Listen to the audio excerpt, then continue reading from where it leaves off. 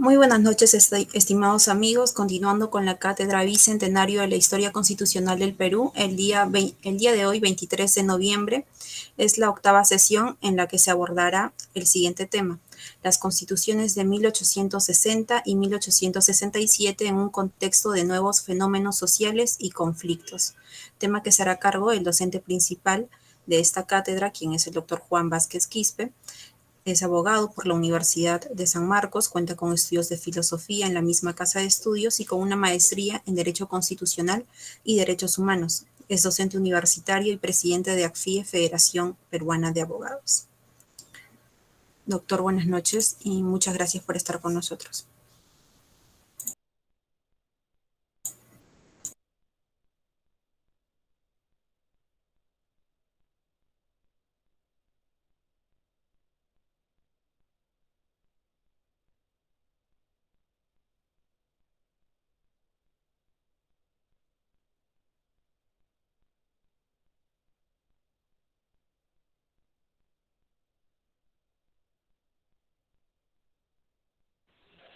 Buenas noches. Agradecer la presentación de la doctora Raiza Unchupayco Alba por esta magnífica intervención. Agradecerle por reiterar mi agradecimiento por su presentación en esta octava sesión de la cátedra Bicentenario de la Historia Constitucional del Perú. Ya estamos en la cuarta sesión. Octava sesión. Muy bien, ya estamos 8 sesiones, hemos venido discutiendo, analizando la historia constitucional y bueno, ya estamos en la década del 50, es decir, ya hemos superado la década del 50 del siglo XIX. Es decir, ya más o menos estamos casi 40 años de la historia republicana. 40 años. Sin embargo, a pesar de ya haber cumplido casi medio siglo de la historia republicana, sin embargo, existían pues las dificultades, los problemas. No nos olvidemos de que los primeros intentos de estabilidad política se van a expresar fundamentalmente con el gobierno de Ramón Castilla. Si bien que va a haber esfuerzos importantes por la estabilidad, sin embargo, eso no significa de que no había conflictos políticos, que no había guerras civiles, que no había rebeliones. Por supuesto que lo habían. Es decir, los caudillos militares, si bien de alguna manera respaldaban, correcto, a un determinado gobierno, pero había otros caudillos que no necesariamente estaban de acuerdo con el gobierno del momento y finalmente pues se levantaban armas. Eso sucedió con Ramón Castilla, eso va a suceder con Echenique. Y con Echenique en particular, Echenique, que va a ser un gobierno importante en el país, pero va a pasar fundamentalmente a la historia por cuanto, como nosotros ya hemos señalado, se presentó un escándalo, ¿correcto?, en el gobierno, en el sentido de que se había evidenciado, pues, que la deuda interna era mucho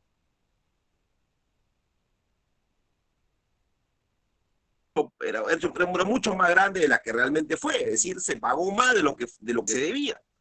¿Y por qué se pagó más de lo que se debía? Porque pues había pues una práctica cuestionable, y esta práctica cuestionable es que los bonos o las deudas representadas en algunos documentos por parte del Estado habían sido falsificados. Y lamentablemente el gobierno, en particular Echenique, es el que se va a ver directamente comprometido con este escándalo y finalmente va a generar una crisis política. Es decir, no solo hubo un mal manejo de los fondos generados como consecuencia de la comercialización y explotación del guano, porque ya habíamos analizado sobre eso, y sino más bien que estos fondos que se van a obtener del guano finalmente van a ser destinados al cumplimiento o satisfacción de necesidades expectativas y particulares, como lo habíamos dicho en su momento. Y uno de los escándalos más importantes es precisamente esta famosa falsificación, este famoso pago de una deuda que no correspondía, lo que finalmente va a dar como consecuencia un levantamiento. Es decir, este escándalo ya va a dar como consecuencia un levantamiento pues contra el gobierno de Echenique. Y una de las expresiones políticas más importantes de ese levantamiento va a ser ese liderado por Ramón Castilla. O sea, ¿te acuerdan que Ramón Castilla fue el que promovió la candidatura de Echenique y que finalmente va a permitir su gobierno? Es precisamente esta figura o el expresidente de la República el que va a liderar las tantas rebeliones que existieron contra el gobierno de Echenique como consecuencia o utilizando como consecuencia este pretexto, porque en realidad era un pretexto, puesto que había inestabilidad política. Por eso decíamos en algún momento que había esfuerzos por alcanzar una estabilidad política, lo que finalmente no ocurrió, porque Castilla se levanta en Arequipa, finalmente a él se van a plegar varios liderazgos de ese momento, y finalmente va a dar como consecuencia la caída de Echenique y finalmente el inicio de un nuevo gobierno que se conoce como el segundo gobierno de Ramón Castilla. Si bien el segundo gobierno de Ramón Castilla se va a inaugurar recién en el año de 1858, sin embargo, ya en 1855, Ramón Castilla, conjuntamente con otros liderazgos, van a liderar un levantamiento contra Echenique y finalmente este levantamiento va a dar como consecuencia la instalación de un gobierno provisional. Y este gobierno provisional va a ser dirigido por Ramón Castilla. Por lo menos en nuestro punto de vista, consideramos que el segundo gobierno de Castilla debe entenderse desde el momento de que inició su gobierno provisional, ¿correcto? Provisional hasta el año de 1863.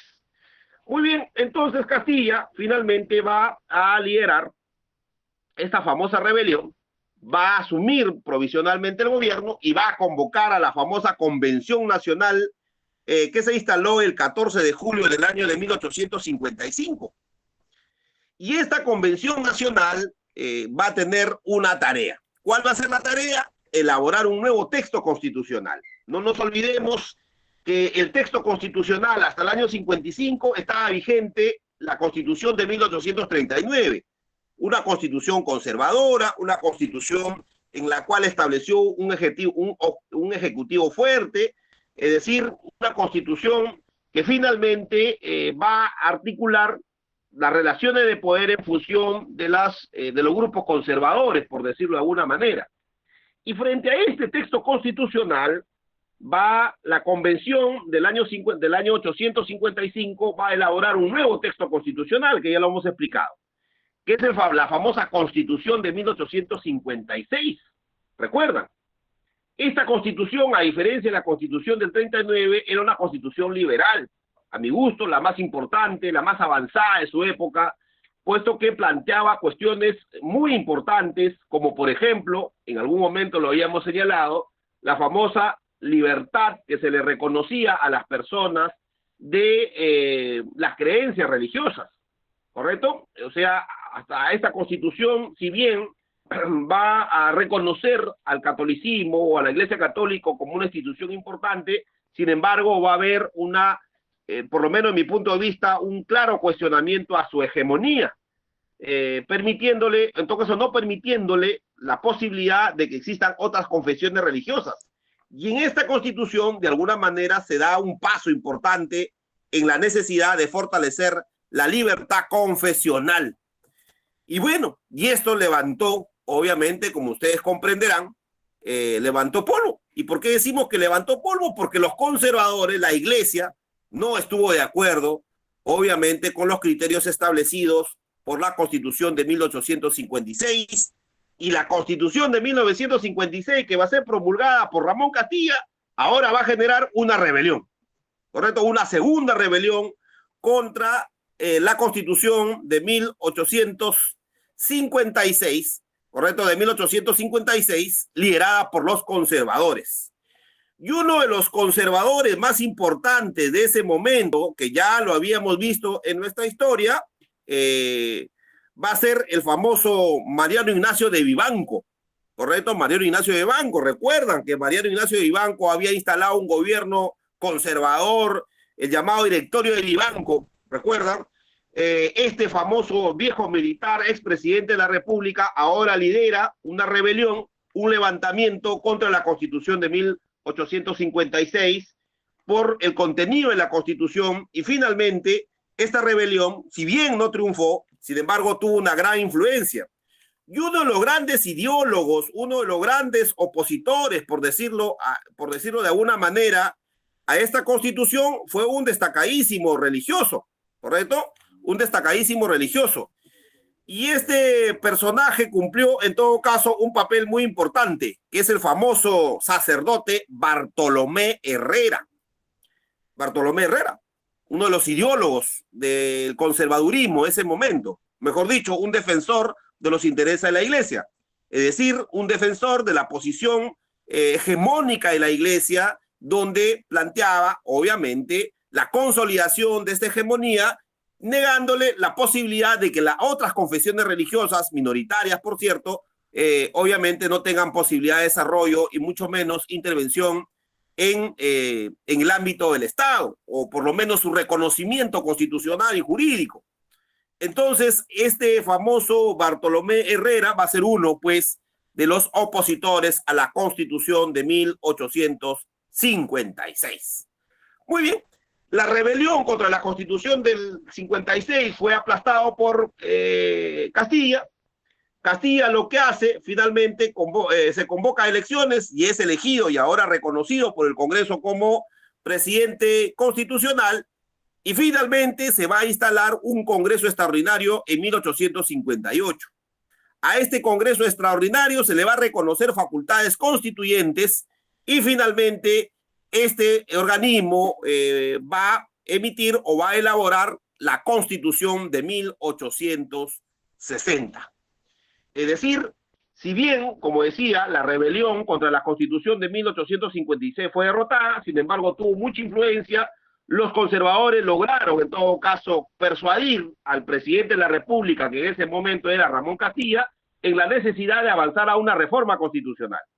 Y esta reforma constitucional se hizo a través de un Congreso extraordinario a quien se le otorgó facultades constituyentes, y finalmente se va a elaborar el nuevo texto constitucional que va a adoptarse o emitirse en el año de 1860. Y ahí aparece la Constitución de 1860, lo que evidencia de que en realidad el conservadurismo finalmente triunfó, y triunfó políticamente porque en nuestra historia un presidente, correcto, va a emitir una constitución, va a promulgar una constitución, y es el mismo presidente quien promulga una nueva constitución derogando la propia constitución que él en todo caso había elaborado inicialmente.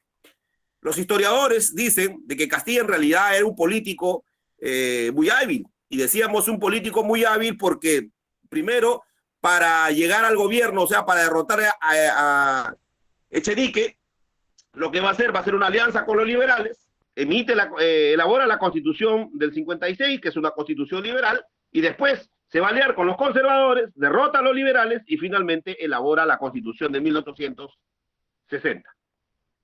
Bueno, algunos historiadores y conocedores sobre la materia señalan de que la Constitución de 1860 no era una constitución conservadora, sino más bien una constitución moderada, es decir, toma algunos criterios de la Constitución del 56 y también de los otros textos constitucionales e incorpora otras figuras jurídicas. Sin embargo, en el ámbito religioso mantiene, en todo caso, o regresa al viejo esquema de la hegemonía política e institucional de la Iglesia Católica. Muy bien, y así tenemos la famosa Constitución de 1860. Ya estamos en la década del 60, 40 años de la vida independiente. Muy bien, ¿qué hemos aprendido en estos 40 años? Ya nosotros hemos señalado el país no tenía una estabilidad política, el país era víctima en todo caso de las confrontaciones y las guerras civiles entre los caudillos militares. Los indígenas o el pueblo originario había sido excluido totalmente, es más, estaba obligado a pagar tributos. Los pueblos afros también estaban en esa situación, y es finalmente Castilla que a través de una norma va a decretar, por un lado, la anulación del tributo indígena y, por otro lado, la liberación de los esclavos absolutamente. Y eso fue más que una decisión del presidente de la República, fue en todo caso una propuesta que levantaba los liberales de la época, ¿correcto? Los liberales de la época. Y uno de los más grandes liberales de la época eran los hermanos, ¿correcto? Gálvez. Los hermanos Gálvez eran uno de los más importantes intelectuales de la época, que van a cumplir también un papel fundamental posteriormente. Muy bien, entonces así tenemos la Constitución de 1860. Así llegamos a la Constitución de 1860. Una Constitución medianamente moderada, una Constitución la más longeva finalmente que existe en nuestra historia constitucional. Va a tener una vigencia más o menos de casi 60 años en nuestra vida constitucional, y obviamente va a ser testigo de fenómenos políticos muy importantes y fenómenos sociales muy importantes. En 60 años el país se transforma totalmente, ¿correcto? Se transforma totalmente. Entonces, bueno, eso lo vamos a estudiar posteriormente. Esperemos que nos alcance el tiempo, porque es un periodo sumamente largo. Muy bien. Ahora hablemos sobre el contenido constitucional. Bueno, sobre el contenido constitucional vamos a encontrar, en primer lugar, sobre el concepto de nación, ¿correcto? ¿Cuál es el concepto que se entiende sobre nación? Bueno, aquí se mantiene ese viejo criterio de que el Estado peruano es una asociación política, ¿correcto? Es una asociación política, eso ya lo hemos visto en otras constituciones, ¿correcto? Se ratifica o se reafirma en su independencia, ¿correcto? Se reafirma también en su integridad, se reafirma en su soberanía, es decir, el Estado peruano es un Estado independiente, integral, soberano, sustentado en la voluntad de sus ciudadanos. Entonces, ahí radica el poder del Estado, es decir, en la voluntad ciudadana. Y eso es sumamente importante porque ratifica en todo caso el viejo concepto liberal de que el Estado se sustenta en la voluntad de los ciudadanos, y los ciudadanos sustentan su voluntad en su libre albedrío, es decir, qué es lo que le conviene y qué es lo que no le conviene, ¿correcto? El famoso principio del libre albedrío liberal. Entonces, por lo tanto, existe una gran influencia del pensamiento liberal. Pero además, además de existir una influencia del pensamiento liberal, también existe una influencia del catolicismo, ¿correcto? Porque se reconoce aquí la hegemonía de la Iglesia Católica, lo que evidencia en todo caso su conservadurismo desde el punto de vista religioso. Bueno, el Perú tiene esa tradición, incluso hasta la actualidad.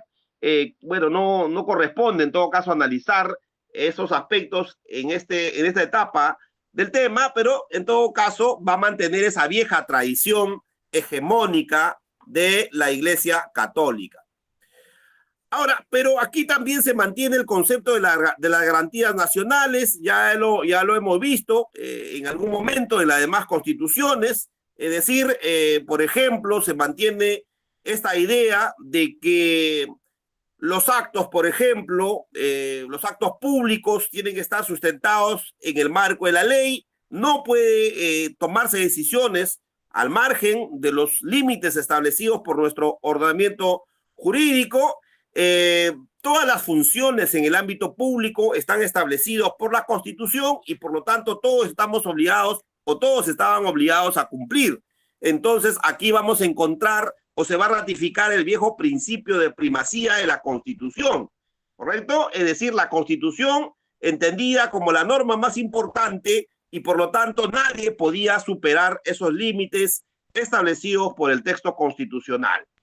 Muy bien, entonces aquí vamos a identificar, por ejemplo, la posibilidad de que el Estado elabore su presupuesto, Entonces aquí aparecen las primeras ideas de planificación presupuestal y del gasto correcto que involucra obviamente todo el funcionamiento del aparato del Estado.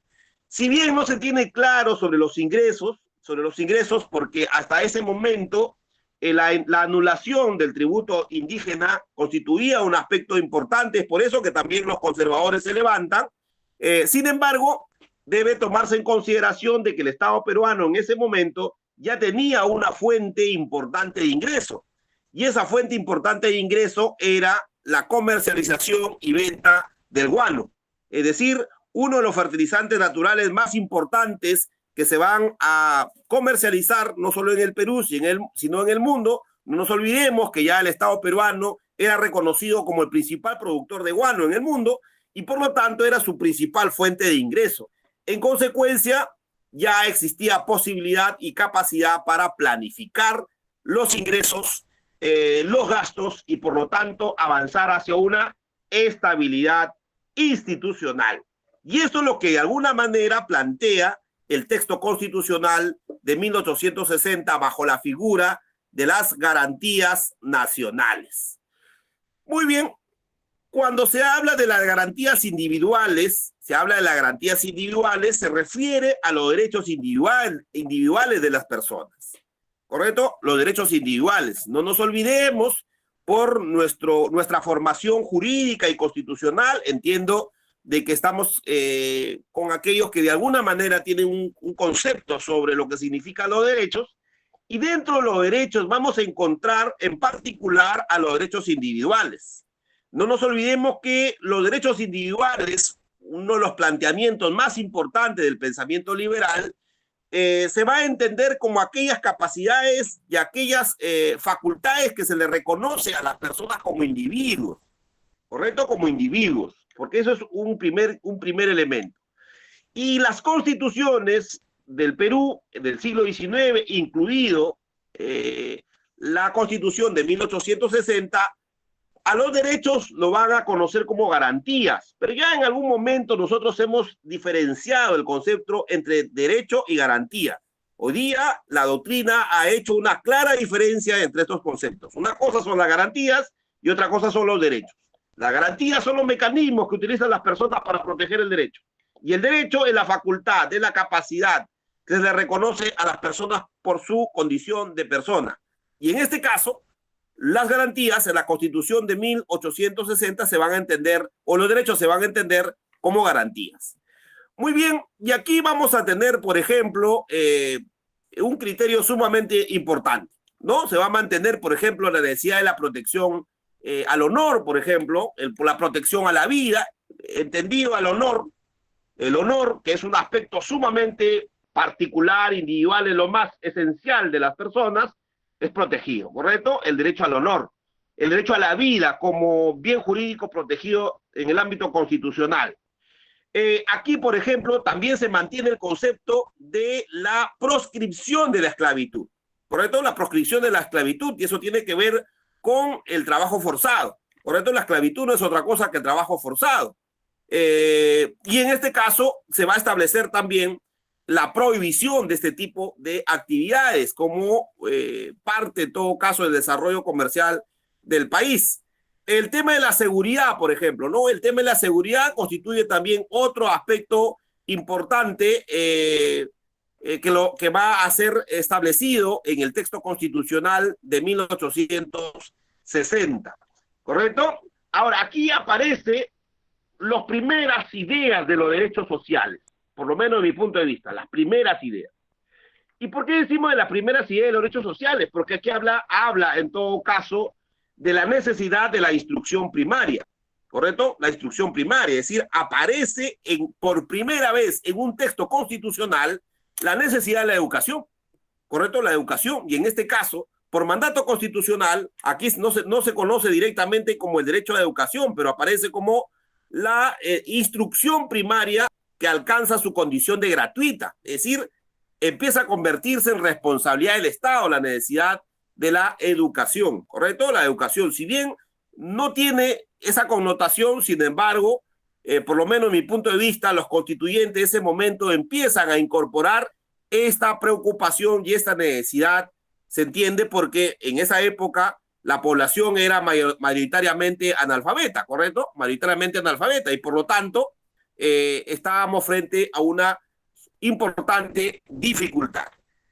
Muy bien, entonces vamos a entender ahí, vamos a tener en cuenta ese aspecto sumamente importante para englobar, en todo caso, lo que se conoce como las garantías individuales. Aquí también se habla sobre la inviolabilidad del domicilio, por ejemplo, que es un aspecto sumamente importante, ¿no? Un derecho importante de protección de del domicilio, ¿correcto? Del domicilio. Muy bien, aquí, por ejemplo, también se establece la necesidad de del libre ejercicio de todo oficio en la industria, en la profesión. Eso tiene que ver con la libertad de trabajo, ¿correcto? No se habla, no se expresa claramente como concepto la libertad de trabajo, sin embargo, se establece la posibilidad de que las personas tengan libertad en el desarrollo de sus oficios, obviamente en el marco de la ley, en el marco de la Constitución. Muy bien, entonces aquí vamos a encontrar pues un conjunto de derechos, ¿correcto? Un conjunto de derechos llamados garantías individuales. Muy bien. Por otro lado, se le va a dar un tratamiento particular a la ciudadanía, ¿correcto? A la ciudadanía, ¿ya? La ciudadanía en particular peruana. Se mantiene el concepto que la ciudadanía peruana va a ser por nacimiento o por naturalización, ¿correcto? Los nacidos en el Perú alcanzan la ciudadanía, los que nacen en el extranjero de padres peruanos alcanzan la ciudadanía, los extranjeros que nacen en el Perú alcanzan la ciudadanía, en fin. Entonces, aquí se va a hablar también sobre la necesidad de el respeto a los extranjeros, por ejemplo, ¿no? Ahí un aspecto sumamente importante, la protección a los extranjeros, que me parece sumamente importante. Ahora, aquí la ciudadanía se va a alcanzar a los 21 años, ¿correcto? A los 21 años. Eso me parece sumamente importante. O sea, si nosotros comparamos con otros textos constitucionales, vamos a encontrar que la edad de la ciudadanía se va reduciendo, y es sumamente importante identificar claramente el hecho de que existe pasos importantes para fortalecer la ciudadanía y superar ese criterio excluyente respecto a el concepto o la conceptualización de la ciudadanía. Muy bien, la ciudadanía. Ahora, ¿cuándo se suspende la ciudadanía? La ciudadanía se va a suspender por incapacidad, ¿correcto? O sea, si se demuestra la incapacidad, se suspende por hallarse sometido, por ejemplo, a un juicio de quiebra. Aquí me parece un criterio importante. Aquí se regresa a la Constitución del 39, recuerdan, o sea, que para que se me reconozca mi condición de ciudadano, obviamente, yo tengo que tener ciertas propiedades, tengo que tener ciertas condiciones más allá de mi condición de haber nacido en el Perú. ¿Correcto? O que cumplan los requisitos establecidos. Entonces aquí, por ejemplo, yo pierdo la ciudadanía si estoy sometido a un proceso de quiebra. ¿Correcto?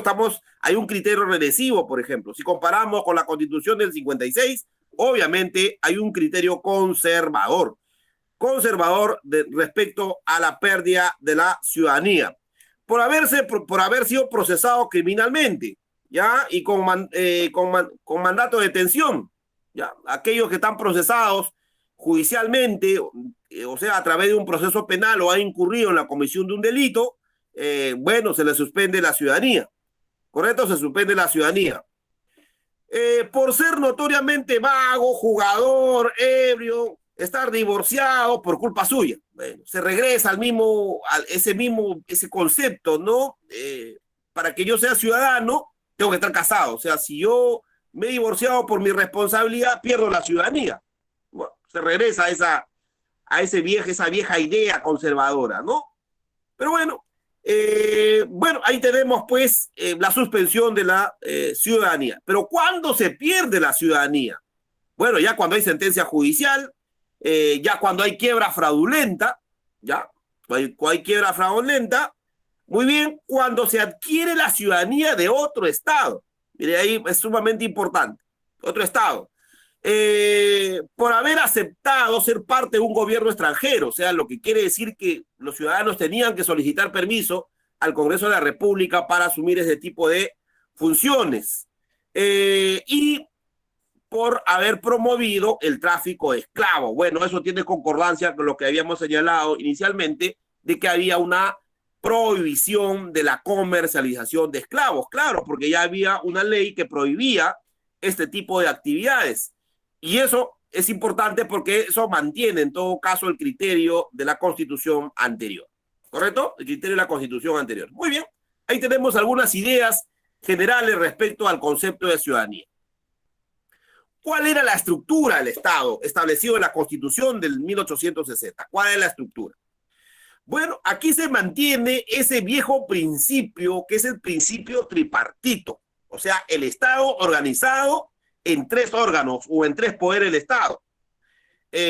Bueno, la discusión si son poderes u órganos del Estado es una discusión que se va a resolver en el siglo XX, ¿correcto? Porque en el siglo XIX se entendía como poderes.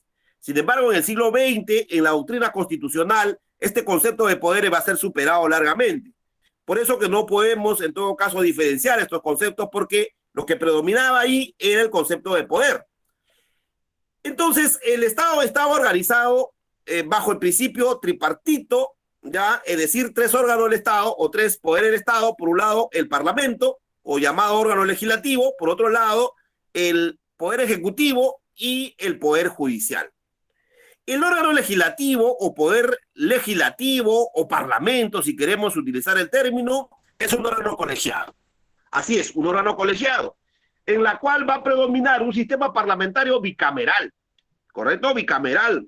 Se mantiene el viejo principio del sistema bicameral, que lo vamos a tener en la Constitución del 28, del 34, del 39 y el 56. O sea, aquí se mantiene el sistema bicameral, dos cámaras, la Cámara de Senadores por un lado, la Cámara de Diputados por otro lado, la Cámara de los Jóvenes, que es los diputados, y la Cámara de los mayores, de los ancianos, por decirlo de alguna manera, puesto que para ser senador había que cumplir una condición fundamental y esa tenía que ver con la edad, ¿correcto? La edad. Entonces aquí tenemos dos cámaras. A cada una de estas cámaras se le asignaba funciones específicas, particulares, ¿correcto? Es decir, no había posibilidad de duplicidad de función.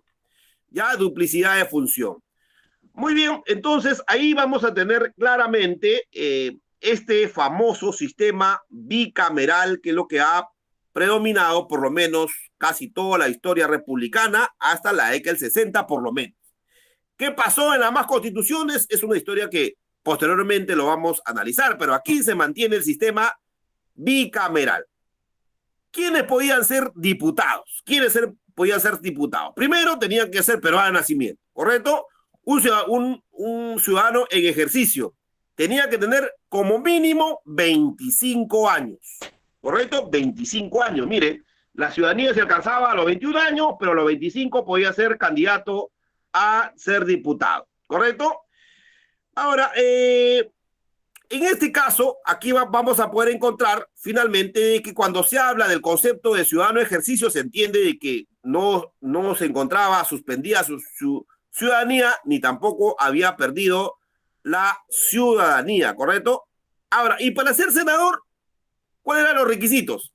También ser peruano de nacimiento, ciudadano en ejercicio, o sea, se tenía que ejercer plenamente sus derechos políticos, ¿correcto? Tener 35 años. Acá se rebaja. Recuerdan que la edad en la Constitución del 39 era 40 años. Acá se redujo 35 años.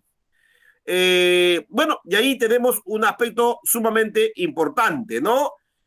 Ahora, pero aquí en el tema de los senadores también se va a incorporar y también de los diputados, un requisito económico. Es decir, tenías que tener una renta determinada, o sea, un ingreso determinado. Tenías que probar determinados ingresos, ¿correcto? O sea, aquí encontramos el criterio conservador, pues. O sea, se regresa al viejo modelo conservador de que para yo ocupar un cargo público, en este caso ser senador o diputado, tenía que acreditar capacidad económica. Es decir, tenía que tener ingresos determinados o la propia Constitución establecía límites en mis ingresos. Si yo no cumplía esos límites mínimos, no podía ser candidato y mucho menos ejercer la ciudadanía, ¿correcto? La ciudadanía. Bueno, por eso se le llama, tenía criterios conservadores, ¿no? Conservadores, porque ya lo habíamos visto en otros textos constitucionales. ¿Quiénes no podían ser diputados ni senadores? Los vocales, ¿correcto? Los fiscales de la Corte Suprema. Ah, fiscales de la Corte Suprema. ¿Qué? ¿Había fiscales? Claro, hoy no es como hoy entendemos que la fiscalía era una institución distinta al Poder Judicial. Bueno, estamos en la década del 60 del siglo XIX. Muy bien, los arzobispos, los obispos, los gobernadores eclesiásticos no podían ser, claro, porque la iglesia tenía su propia estructura. Su propia estructura, por ejemplo, ¿quiénes registraban los nacimientos? La iglesia, ¿correcto? La iglesia tenía el control de ese registro. Muy bien, los curas no podían ser diputados ni senadores. Los vocales de las Cortes Superiores, ¿correcto? Tampoco podían ser. Los jueces de primera instancia no podían ser. Los militares tampoco podían ser. ¿Correcto? Los militares no podían participar por las provincias, ¿correcto? Salvo las jefaturas supremas, ¿no? Como el presidente de la República, que era un militar y que había, en todo caso, se había levantado en armas contra el otro presidente. ¿Correcto? Bueno, ahí tenemos el carácter conservador de la Constitución de 1860. Muy bien, ¿y el Ejecutivo? ¿Cómo estaba organizado el Ejecutivo? Bueno, el Ejecutivo aquí reconoce como el jefe del Poder Ejecutivo es el presidente de la República, ¿correcto? El jefe del Poder Ejecutivo, ¿quién es? El presidente de la República. Lo que evidencia que se reconocía dos instituciones. Por un lado, el Poder Ejecutivo y por otro lado, la Presidencia de la República, personificada obviamente en el presidente, quien es el que dirigía el Ejecutivo. ¿Correcto? Lo que quiere decir que controlaba, que ejercía funciones políticas y funciones administrativas. ¿Correcto? Ahora, para ser presidente se requería ser peruano, ser ciudadano de ejercicio, tener 35 años. ¿Ya? 35 años. Bueno, aquí se reduce también la edad para ejercer la presidencia de la República. Ahora, aquí aparece un aspecto que hay que tomarlo en consideración. Para el Congreso Extraordinario de 1868 ya no se va a utilizar los colegios profesionales, que es importante. Mira, una transformación en la vida política. Porque hasta la Constitución del 39 existían los colegios profesionales, los colegios electorales. ¿Quiénes eran los colegios electorales? Eran instituciones que reunían, era una suscripción electoral que reunía a los ciudadanos para que ellos elijan a los nuevos funcionarios, ya sea senadores, diputados, el presidente de la República. Eran instituciones. Ahora no. Ahora con la Constitución del 56, que es la que incorpora por primera vez la intervención directa de los ciudadanos en la elección tanto de los diputados, senadores y el presidente de la República. Y este criterio se mantiene en la Constitución de 1860. Es decir, son los ciudadanos los que van a elegir directamente al presidente de la República y también van a elegir a los senadores y diputados. Lo que quiere decir que no se regresa a ese viejo modelo de los colegios electorales, ¿correcto? Los colegios electorales. Muy bien, aquí se establece se mantiene el concepto de la elección directa. Es lo que algunos van a denominar, o la doctrina lo va a denominar como el voto universal o el ejercicio del sufragio universal. Es decir, el sufragio universal, la capacidad de elegir y ser elegido, ya basta la condición de ciudadano, es con la Constitución del 56 y se ratifica con la Constitución de 1860. 1860. Muy bien, entonces, eso es importante, lo que se mantiene en la Constitución de 1860 y que de mi punto de vista es sumamente importante porque se mantiene en todo caso la línea progresiva del fortalecimiento del sistema político, del fortalecimiento de los derechos políticos de los ciudadanos, ¿correcto? De los ciudadanos. Muy bien, En este caso, aquí se va a reconocer, se va a establecer las vicepresidencias. Ya no habrá un solo vicepresidente. En la Constitución de 1839 no había vicepresidentes. Aquí, con la Constitución de 60, se reconoce por primera vez en nuestra historia constitucional la existencia de dos figuras dentro del Ejecutivo, que es el primer vicepresidente y el segundo vicepresidente. ¿Correcto? Entonces, el Ejecutivo, el más alto nivel de decisión del Ejecutivo, estaba el presidente de la República y venían los dos vicepresidentes, ¿correcto? Los dos vicepresidentes.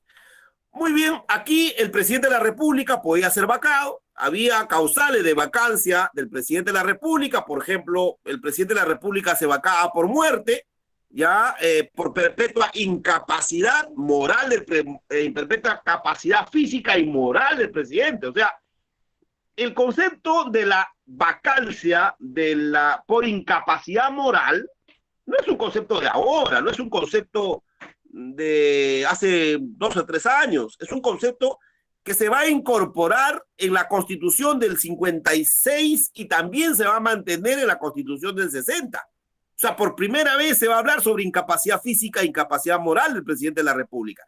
¿Y por qué se hablaba de la incapacidad moral? Se hablaba por la incapacidad moral porque ya teníamos un antecedente. ¿Cuál es el antecedente? Echenique. ¿Recuerdan? Echenique lo van a sacar del poder o va a haber un levantamiento contra Echenique. ¿Por qué?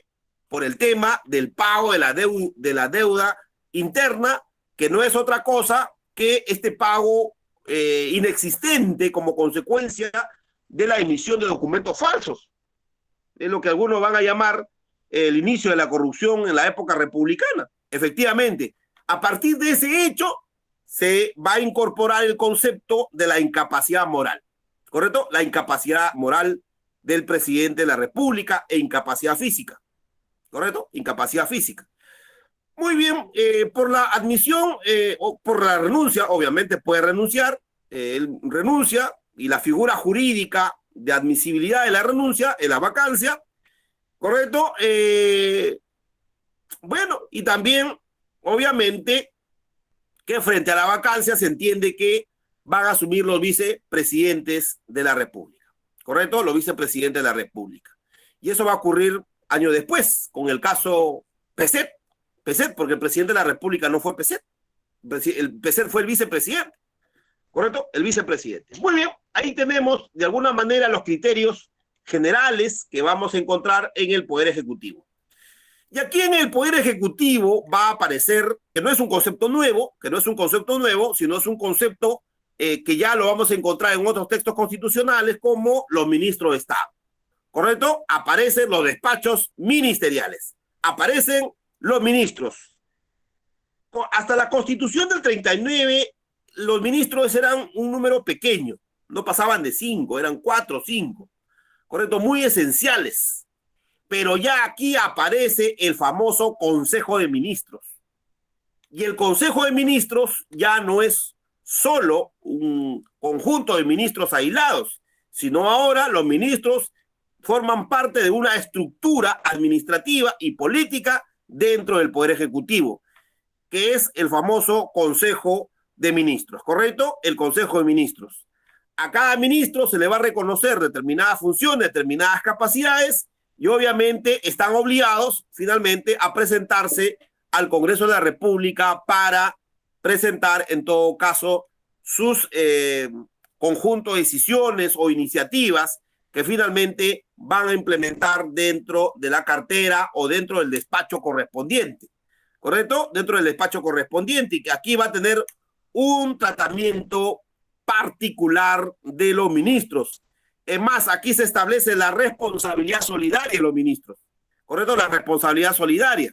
Entonces, por lo tanto, cuando hablamos de la responsabilidad solidaria, significa que si cada ministro no hace una distancia o no hace una diferencia respecto a las decisiones del Consejo, obviamente es responsable, ¿correcto? Es responsable, que es un aspecto sumamente importante y un avance significativo en el fortalecimiento de la institucionalidad del Estado peruano. Muy bien. Ahora, cuando hablamos de la estructura interna del país, cómo el país estaba estructurado, bueno, se mantenía la figura de los departamentos, o sea, la departamentalización del país. A veces me emociono, ¿correcto? Departamentalización del país, insisto, las provincias, aquí va a haber departamentos y provincias, se va a mantener este concepto, esta división del territorio en departamentos y provincias, distritos, pero además se va a mantener esta institución sumamente importante y significativa que son las municipalidades. ¿Correcto? Obviamente que las municipalidades no tenían el tratamiento que hoy día tienen. No. Era un tratamiento diferenciado, particular, eran pequeñas comunas, ¿correcto? Las municipalidades que hoy día conocemos aparecen posteriormente, pero sin embargo, como figura, como institución jurídica, constitucional, se mantiene. Es decir, no nos olvidemos que los conceptos de municipalidades aparecen en la Constitución de 1834. Correcto, en los 1834 aparece el concepto de municipalidad. En el 39 se anula, se retoma en el 56 y se mantiene en esta Constitución. Es decir, el concepto de la municipalidad como una institución sumamente importante en la toma de decisiones de la cosa pública, de la localidad, de la comuna. Pero además existían los departamentos y existían las provincias y existían los distritos, ¿correcto? Los distritos. Pero aquí también se mantiene las prefecturas y las subprefecturas, ¿correcto? Las subprefecturas, que en realidad estas prefecturas y subprefecturas dependían del Poder Ejecutivo. Lo que quiere decir que los prefectos y subprefectos eran funcionarios del Ejecutivo, ¿correcto? Eran funcionarios del Ejecutivo, eran aquellos que representaban en todo caso al Ejecutivo en cada una de las localidades, ¿correcto? Localidades. Bueno, este modelo se mantiene hasta ahora, ¿no? Se mantiene esta estructura. Depende específicamente de una cartera en particular, que no merece en todo caso hacer un análisis sobre ese tema porque no corresponde. Pero las prefecturas se mantienen, pero las prefecturas no son nuevas, ¿eh? No son nuevas, ya habían aparecido en textos constitucionales anteriores, ¿correcto? Anteriores. Muy bien. Y el concepto de la fuerza pública, ¿qué cosa era la fuerza pública? Bueno, la fuerza pública estaba constituido, por un lado, por las fuerzas, o sea, por el ejército, ya por la Armada, en este caso la Armada era la Marina, ¿correcto? Es decir, todas las fuerzas militares, en este caso el ejército y la Marina, eran parte de la fuerza pública. Pero además, dentro del ejército existían las famosas guardias nacionales, ¿correcto? Guardia nacional, lo que quiere decir que las fuerzas armadas, o en este caso, bueno, no existía el concepto de fuerzas armadas, el concepto de fuerzas armadas recién aparece en la segunda mitad del siglo XIX, perdón, del siglo XX. Aquí aparece el concepto de armada. La armada era la marina y el ejército, la armada y la marina, que eran los que se encargaban del orden interno, ¿correcto? Del orden interno. Por lo tanto, en esa época tampoco había una policía, a pesar de que ya en la Constitución del 56, creo, si no me equivoco, del 39, existía el concepto de policía. Aquí son las Fuerzas Armadas, me rectifico, es el Ejército y la Armada las que finalmente van a asumir el control interno, es lo que se conoce como la fuerza pública, ¿correcto? La fuerza pública. Muy bien, entonces, bueno, eso es lo que constituía, eran los responsables en todo caso del orden interno o de la seguridad interna, de la tranquilidad pública, por decirlo de alguna manera, y que estaban al servicio del Estado, ¿correcto? Del Estado. Muy bien, del Estado. Ahora, sobre el Poder Judicial, bueno, el Poder Judicial aquí va a haber una administración de justicia sustentado sobre tribunales, sustentado sobre juzgados, ¿correcto? Había una Corte Suprema de la República que tenía competencia nacional, existía cortes superiores que se van a ubicar en las provincias, vamos a encontrar a los fiscales, los vocales y los fiscales de la Corte Suprema. Como había dicho en algún momento, también existían vocales y fiscales de la Corte Superior. Como había dicho en algún momento, aquí todavía no se hacía la diferenciación entre vocal y fiscal, ¿correcto? Estos conceptos, en todo caso, todavía no se habían establecido o diferenciado con claridad, ¿correcto? Con claridad. Muy bien. Y por último, la reforma constitucional, que ya se había establecido que sobre esa base se había hecho la Constitución de 1860. Entonces, si alguien me pregunta, ¿y cómo se origina la Constitución de 1860? Yo le respondo, la Constitución de 1860 se hizo como consecuencia de una reforma constitucional de la Constitución de 1956, hecho por el Congreso de la República, y el Congreso de la República se le otorgó facultades constituyentes, hizo la reforma constitucional y finalmente lo promulgó como la Constitución de 1860. ¿Correcto? La 1860. Es más, es la primera constitución que se va a intentar hacerlo a través de un plebiscito. ¿Correcto? De un plebiscito. En esta constitución que estamos analizando, ya que no es otra cosa que producto de una reforma constitucional que el Congreso lo realiza, se va a establecer que la reforma constitucional se sancionará por el Congreso ordinario previstos en los mismos trámites que se le reconoce al proyecto de ley propuesto. Es decir, una reforma constitucional debe cumplir el mismo procedimiento que se le reconoce a la promulgación o elaboración de una ley, ¿correcto? De una ley. Bueno, y la particularidad es que es propuesta, debatida en una legislatura ordinaria y esa es ratificada en la siguiente legislatura. Eso es únicamente lo que se va a plantear respecto a la reforma constitucional. Muy bien, ahí tenemos la famosa Constitución de 1860, la constitución más longeva, más antigua que ha existido en el país. Pero la pregunta es, ¿todos estuvieron de acuerdo con la Constitución de 1860? Y la respuesta es no, ¿correcto? ¿Y por qué? Porque hubo sectores, especialmente los sectores liberales, que estuvieron en desacuerdo, ¿correcto? Y por lo tanto pretendieron promover, o en todo caso, se buscó promover una reforma constitucional. Pero antes de esa reforma constitucional va a venir el gobierno de Pezet, ¿correcto? Ya bajo el imperio de la Constitución de 1860, Pezet va a pasar a la historia, no se olviden, por la muerte del presidente de la República, que era San Román. San Román se muere y el presidente y el vicepresidente asume. ¿Quién es el vicepresidente? Pezet. ¿Por qué? Porque así lo establecía la Constitución. Y Pezet pasa a la historia no solo porque reemplaza al vicepresidente, sino pasa a la historia porque el Perú enfrenta una tercera guerra externa. Y ustedes se preguntarán, ¿y por qué tercera guerra externa? La primera fue la guerra de la independencia, recuerda. La segunda fue la guerra contra Chile, que es la guerra de restauración por la famosa Confederación Peruano-Boliviana. Y hoy día estamos en una tercera guerra internacional. Y esta guerra internacional es contra España, porque España había iniciado o había retomado, en todo caso, los proyectos de dominio de esta parte del mundo porque consideraban de que seguía haciendo sus dominios y por lo tanto venían a reclamarlo. Pero no solo venían a reclamar su dominio, sino que el Perú no había cumplido tampoco con la deuda, porque no nos olvidemos que el proceso de independencia se sella con un documento, que es el famoso documento de la capitulación de Ayacucho. ¿Recuerdan? Y en la capitulación de Ayacucho se había establecido condiciones para el acuerdo, para la paz.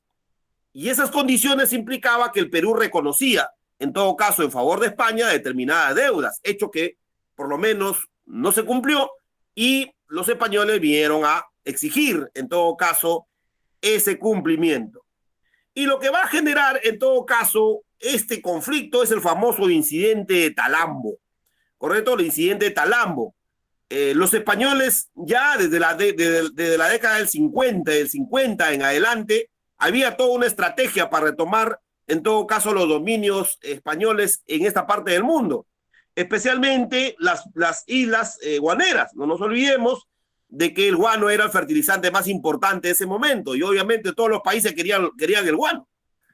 Y España formaba parte, en todo caso, de esos países interesados. Y es por eso que se va a presentar el famoso incidente de Talambo, ¿correcto? De Talambo, que es lo que va a ser el pretexto finalmente para la famosa guerra con España, porque inicialmente aparecieron como expediciones de investigación y expediciones comerciales, cuando en el fondo no era otra cosa que expediciones militares que buscaban, en todo caso, la oportunidad para retomar estos dominios. Frente a este enemigo poderoso que era España, se va a armar una triple alianza en el Pacífico, porque los españoles a esta guerra lo conocen como la famosa Guerra del Pacífico. Y esta guerra va a ser enfrentada a través de una famosa llamada Triple Alianza. Y esta Triple Alianza era entre Chile, el Perú y Ecuador. Es decir, estos países se protegían a través de un acuerdo, ¿correcto? Un acuerdo militar para enfrentar conjuntamente a las fuerzas españolas. Por eso que los españoles van a atacar Valparaíso, van a atacar Ecuador, en fin, o sea, varios lugares sudamericanos, y finalmente va a terminar con la famosa, con el famoso combate de 2 de mayo. Y el combate de 2 de mayo para nosotros va a tener un significado sumamente importante, porque ahí participan pues una generación significativa que va a enfrentar finalmente esta segunda intentona española para el control de sus dominios. Y finalmente este conflicto militar se va a llevar a cabo durante el famoso gobierno de Pezet, ¿correcto? Conocida como la famosa Guerra Hispano-Sudamericana, ¿correcto? Así termina el famoso conflicto con los españoles. Muy bien. Frente al gobierno de Pezet viene el gobierno de Mariano Ignacio Prado, un héroe en todo caso de la guerra contra España. Mariano Ignacio Prado toma el poder, ¿correcto? Y Mariano Ignacio Prado es el que promueve finalmente la instalación de una constituyente, de una asamblea constituyente en 1867, y promueve la elaboración de una nueva constitución, ¿correcto? Esta asamblea constituyente se va a instalar el 15 de febrero de 1867 y finalmente va a elaborar la famosa Constitución de 1867. Esta Constitución de 1867, sus opositores decían que era la copia, que era la misma Constitución del 56. Y por lo tanto, como era la misma Constitución del 56, se levantan contra la Constitución del 67. Es decir, los arequipeños se levantan contra esta Constitución, se levantan contra el gobierno de Mariano Ignacio Prado y finalmente triunfan. Y lo terminan quemando la Constitución de 1867. Y finalmente, esta Constitución dura pocos meses y finalmente va a ser derogada. ¿Correcto? Derogada. Y así termina la Constitución de 1867. Todos los hechos que aparecen posteriormente, que van a ser para nosotros traumáticos, porque va a venir el gobierno de los civiles, va a venir la guerra con Chile y finalmente el desastre, correcto, de esta primera parte del siglo o de estos últimos años del siglo XIX. Que eso lo analizaremos en otra oportunidad. Por mi parte, muchas gracias. Espero que haya sido lo suficientemente claro. Espero que se haya comprendido. Es un proceso sumamente complicado, pero bueno, hemos tratado de esforzarnos para hacerlo lo más sencillo y lo más simple posible. Por mi parte, muchas gracias y estoy sometido a las preguntas si que hubiera.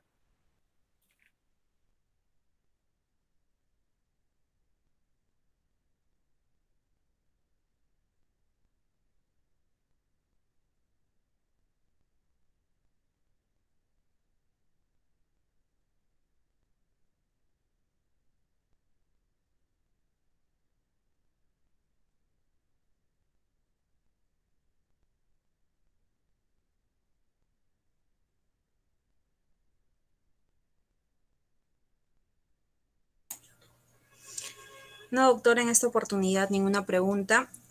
Hasta aquí la octava sesión de la Cátedra Bicentenario de la Historia Constitucional del Perú. Agradecer a usted doctor Vázquez, por su importante clase y por supuesto al público que nos ve. Agradecemos también los saludos del señor Jeffrey Liñán y Patricia Yariguamán en el Facebook y los saludos del señor Más del Mazo García y José Carpio Salazar a través del Meet. Doctor, si tuviera algunos comentarios finales. Bueno, por mi parte, muchas gracias. Bueno, hay dos posibilidades. O mi exposición ha sido lo suficientemente clara, donde todo el mundo ha quedado satisfecho, o no se ha entendido nada. Bueno, yo me quedo con la última preocupación y me comprometo a esforzarme más para la próxima reunión, si es que lo hubiera. Espero que mantengan en todo caso mi participación en la cátedra. Buenas noches a todos, muy agradecido por su participación.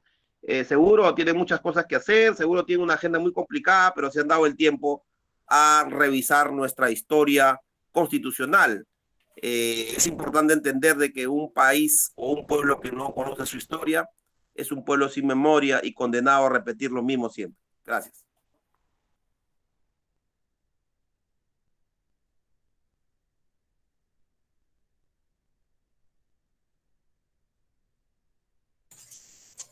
Por supuesto, y agradecer también el saludo de Tania Unchupaico.